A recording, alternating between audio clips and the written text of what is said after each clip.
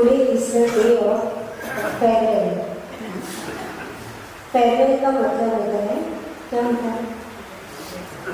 farewell किसको बोलते हैं? विदा से। ठीक, तो today is the day of farewell और farewell का opposite कर दो welfare। क्या होता है? farewell का उल्टा कर दो तो welfare हो जाता है और welfare का मतलब होता है कल्याण, राइट? तो आज का दिन है फेयरवेल का, पर वो फेयरवेल हमारे लिए वेलफेयर बन जाए, यानी सोल वेलफेयर, आत्मा कल्याण का साधन बन जाए, तब जाके चातुर्मास सार्थक होता है। तो फेयरवेल हर जगह होता है, हर जगह चातुर्मास होता है।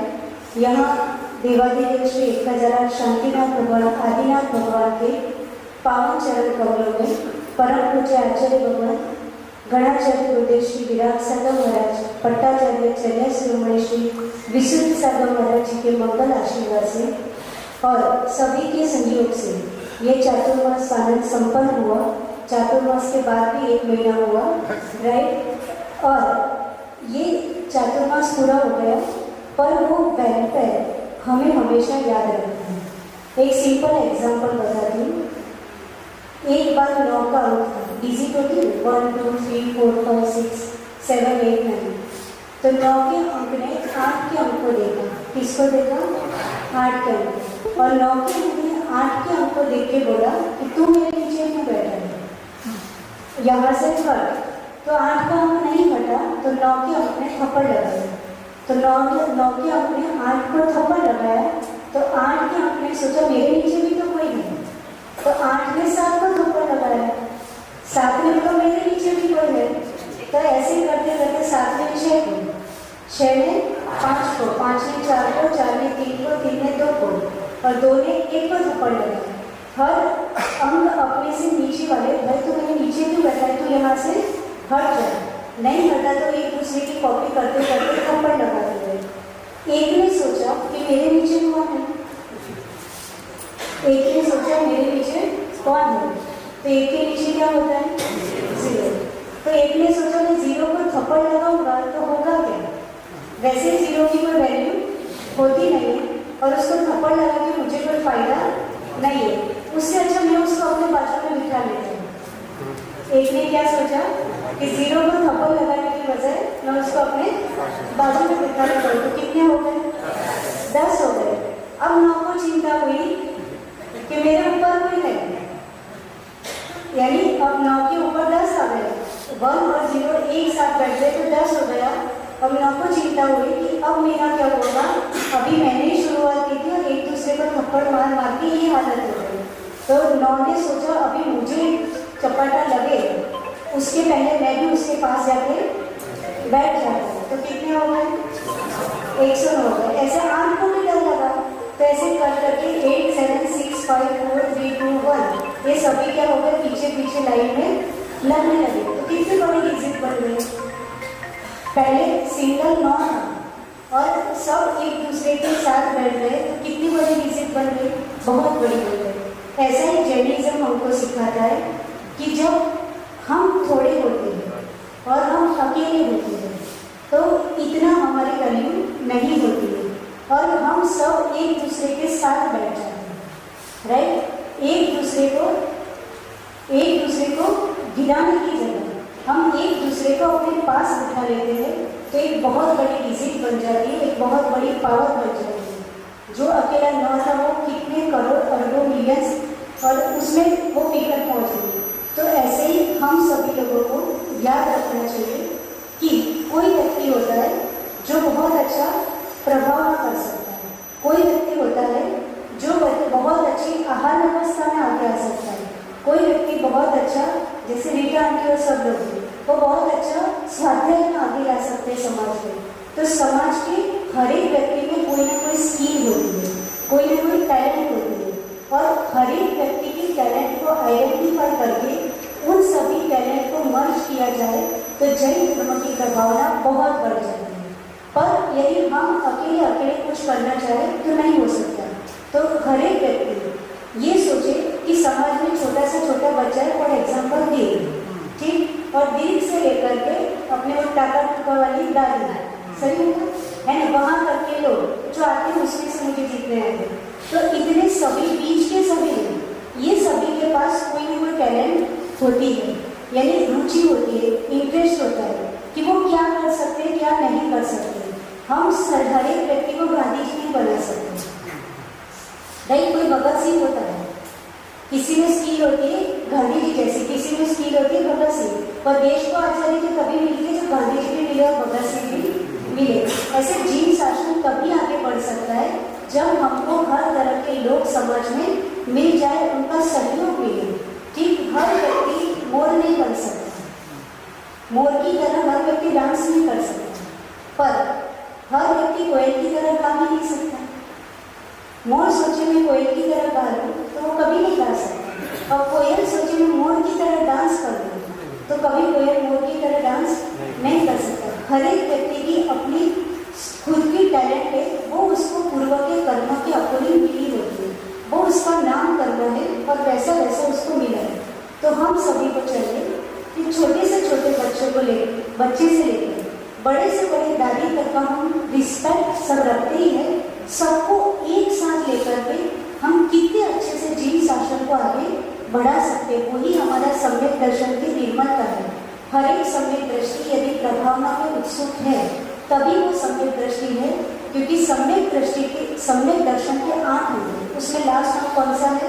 प्रभाव। आप सब कुछ कर रहे हो, आप व्रत नियम संयम सबका पालन कर रहे हो, मंदिर आ रहे हो, पूजा कर रहे हो, देव दर्शन कर रहे हो, है आहार करो, पर आप प्रभावना से विमुख हो तो भी आप सम्यक दृष्टि नहीं हो, क्योंकि आपने जीवन शासन का लाभ तो लिया। आपको इतना बड़ा जीवन शासन मिला, आपने देव दर्शन किया, अभिषेक किया, स्वाध्याय किया, सब कुछ किया, पर आपने जीवन शासन के लिए दिया क्या? आपने पुण्य कमाया, जीवन शासन का लाभ ले लिया, आप आज सफल, तो आप सब कुछ है, पर आपने जीवन शासन को क्या दिया? तो देने के लिए क्या करना है? सिर्फ हमें उस शासन की प्रभावना करनी है, और वो शासन की प्रभावना हम अपनी शक्ति के अनुसार कैसे कर सकते हैं, उसी बारे में अपन सोचते रहे तो बहुत अच्छे अपन जितने आगे उससे भी बहुत आगे बढ़ सकते हैं। टाइम कम है, सिर्फ इतना ही कहूँगी कि समाज, ट्रस्टी और समाज सब बहुत ही अच्छे हैं, सब में बहुत अच्छी धर्म के प्रति रुचि है, हमेशा सोचते रहते हैं कि क्या करना चाहिए, क्या करना चाहिए, हम शासन के लिए क्या करें, और वो आग हमारे अंदर होनी चाहिए। हम बैठे भी हैं तो हम ऐसा क्या सोचें कि जिसके कारण शासन का कुछ फायदा मिले। शासन का फायदा का मतलब शासन आगे आए। तो यहाँ का जो ग्रुप है सबसे अच्छा चातुर्मास की मैं प्लस पॉइंट बोलूँगी, तो यहाँ का जो भैया व्यक्ति आहार व्यवस्था में जो ग्रुप है उनके कारण कोई भी साधु यहाँ आता है तो समाज को, ट्रस्टी को टेंशन कम रहता है, क्योंकि वो बहुत एक्टिव रहते हैं। उसके बाद पूरे दिन लोग समाज में छोटे से बच्चे लेकर बड़े तक काफ़ी लोगों को स्वाध्याय में रुचि भी है। इवन इतने दिन का बीच में गैप हुआ, फिर भी शाम को रामायण स्टार्ट हुई तो भी सभी लोग आते थे, जबकि इतना बड़ा गैप होने के बाद लोग बिखर जाते हैं। फिर भी समाज में स्वाध्याय की रुचि है, पर स्वाध्याय की रुचि इतनी बढ़ानी चाहिए कि आप लोग पढ़ते पढ़ते थको नहीं। ठीक है, प्रमाद और आलस में क्या डिफरेंस होता है? क्वेश्चन संजय भैया, प्रमाद और आलस में क्या डिफरेंस? बेटा, अच्छा जी, प्रमाद और आलस में क्या अंतर है? अच्छा, आप और होगा ऐसा नहीं है। प्रमाद और आलस में क्या फर्क होता है? माइंड लगाना, कुशल क्रिया को कुशल क्रिया को नहीं करना वही प्रमाद है। अच्छी क्रिया हो इसको वही प्रमाद है। और आलस सबके जो बात है उसको टाल देना कि ये मैं नहीं कर पाऊंगा, कर सकता है तो भी नहीं कर पाएगा, तो वो आलस का कारण है। वो सुबह में उठता है, ऐसे प्रोग्राम में चले जाएगा, लेकिन ये प्रोग्राम में तो आलस है उस चीज़ को। और कुछ प्रमाद और आलस में अपन क्या समझते हैं? प्रमाद और आलस क्या है? सेम चीज़ है, वो सिनोनिम्स है। लेजीनेस, प्रमाद, आलस सब एक ही बात है। नहीं, प्रमाद का मतलब जो नहीं करने योग्य कार्य है उसके देना, राइट, उसका व्यसन बन जाना, उसका नाम है प्रमाद। फिर से, जो नहीं करने योग्य कार्य है उसमें तत्पर रहना, उसका नाम क्या है? प्रमाद। और जो करने योग्य कार्य है उसको नहीं करना, उसका नाम क्या है? आलस। जैसे लौकिक एग्जाम्पल दूं कि जुआ खेलता है, नहीं करने योग्य कार्य को वो कांस्टेंट करता है, उसको रात के 12 बजे 2 बजे पैसे है नहीं है, किसी को मारेगा, किसी की चोरी करेगा, पर वो जुआ खेलेगा, तो वो क्या हो गया? प्रमाद। नहीं करने योग्य कार्य को क्या करता है? करते रहता है। और आलस का मतलब करने योग्य कार्य को नहीं करना, उसका मतलब क्या है? आलस। यानी करने योग्य, यानी हम उठ के देव दर्शन कर सकते हैं पर हम नहीं करते, तो ये क्या है? हम आकर के अभिषेक रोज कर सकते हैं, देख सकते हैं, पर हम नहीं देखते, वो क्या है?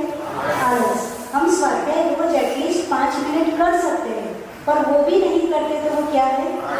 यानी आपको रास्ते में 1 करोड़ का डायमंड दिख जाएगा, रास्ते में एक हीरा पड़ा है, डायमंड पड़ा है, पर आपको पता चले कि ये डायमंड की वैल्यू अथवा ये हीरा है अथवा इसकी वैल्यू 1 करोड़ है, नहीं पता है तो क्या मतलब?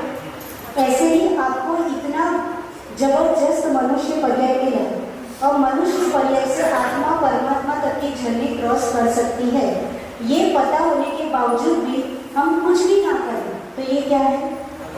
आलस। आ गए समझ? और बाकी सब क्या है? प्रमाद। तो हम चेक करें कि हम प्रमाद कर रहे हैं कि आलस कर रहे हैं। हम मास्टर है प्रमाद करने के और आलस करने की मास्टर है, पर दोनों हमारे जीवन के लिए क्या है? खतरनाक है। तो सभी के लिए बहुत बहुत मंगल आशीर्वाद कि प्रमाद और आलस को अपने जीवन से निकाल दीजिए, और जो मनुष्य पर्याय मिला है, जो डायमंड जैसा है, उसका बहुत अच्छा यूज करके जितनी अपनी क्षमता और क्षमता है उसका 100% यूटिलाइज करके अपने जीवन को हमेशा आगे बढ़ाते रहना चाहिए। सभी ट्रस्टीज को बहुत बहुत मंगल आशीर्वाद। उन्होंने अपनी शक्ति अनुसार चतुर्मास को सानंद संपन्न बनाने का ट्राई किया। सिर्फ एक बात कहूँगी कि कभी साधु और ट्रस्टी के बीच में कम्युनिकेशन गैप नहीं रहना चाहिए। Communication should be always should be there with the sadhu, जिससे चतुर्मास हमेशा 5 मिनट भी जो भी साधु है उनके पास दिन में 1 बार जाके नमस्तु इच्छा में बंदा में जो भी है वो करते रहने से जो भी चीज़ें चलती है सब अच्छे से हो जाता है, पर वो बहुत अच्छे से होता है, और वो हमारा कर्तव्य प्लस विनय भाव है, उस बात को हमेशा ध्यान रखें। बाकी बहुत अच्छे से हुआ और समाज ने भी पूरा सहयोग दिया। सभी के लिए बहुत बहुत मंगल आशीर्वाद। आगे ऐसे ही समय पर अनुसार चतुर्मास कराते रहिए, और खूब हिम्मतनगर समाज में जो उत्साह है, उत्सुकता है, उसको ट्रस्टी ही आगे बढ़ा सकते हैं। आप जितना समाज का एटमोसफियर प्रोवाइड करोगे, वो खुल के अपनी भक्ति भावना से आगे आएंगे, अपना पुण्य अर्जन करेंगे। तो उसके लिए सभी लोग बहुत अच्छे अपनी भावनाओं को आगे बढ़ाएं, अपने संयम व्रत नियम को शक्ति अनुसार आगे बढ़ाएं। सभी को बहुत बहुत मंगल आशीर्वाद। और पूरे चातुर्मास के दौरान दोनों माता जी से कोई भी प्रकार का किसी को आहार में कहीं पे भी कुछ बोलने में आए हो, किसी को दुख हुआ हो, तो 10 इच्छा भी दे।